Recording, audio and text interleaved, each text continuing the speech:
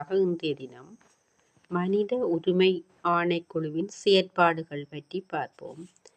இந்த செயற்பாடுகள் பற்றி பார்க்க முன்னர் இந்த ஸ்கை ஸ்மார்ட் லேர்னிங் உங்களுக்கு வழங்குகின்ற தகவல்களுக்கு நீங்கள் ஆதரவு வழங்குங்கள்.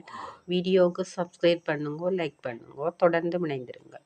மனித உரிமை ஆணைக்குழு செயற்பாடுகள் 1996 ஆண்டின் 21ஆம் இலக்க சட்டத்தின் கீழ் நிறுவப்பட்ட இலங்கை மனித உரிமைகள் ஆணைக்குழு HRCSL நாட்டின் அடிப்படை உரிமைகளை பாதுகாத்தல், கண்காணித்தல், மேம்படுத்துதல் மற்றும் சர்வதேச மனித உரிமை தகவல்களுக்கு ஏற்ப சட்டங்களை மறுசீரமைக்க அரசுக்கு ஆலோசனை வழங்குதல் போன்ற முக்கிய செயற்பாடுகளை செய்கிறது.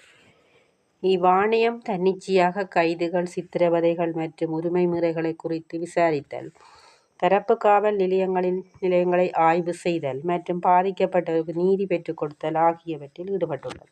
முக்கிய செயற்பாடுகள்: அடிப்படை உரிமைகள் கண்காணிப்பு.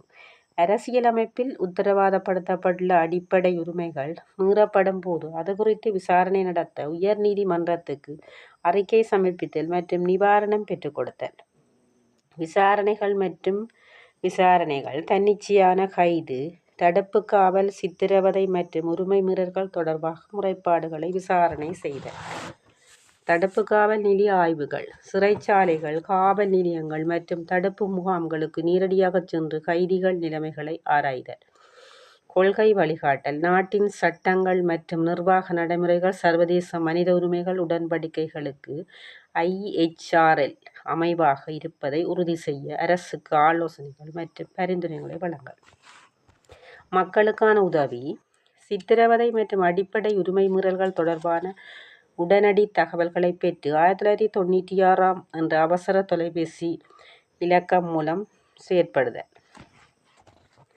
ஆணைக்குழுவானது நாட்டின் அனைத்து மட்டங்களிலும் மனித உரிமைகளை பேணி பாதுகாப்பதற்கான சுயாதீனமாக தேசிய நிறுவனமாக செயற்படுகிறது.